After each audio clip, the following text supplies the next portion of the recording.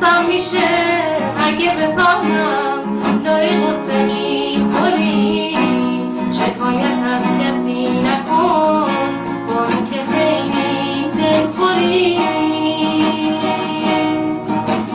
دلت نگیره مهربون،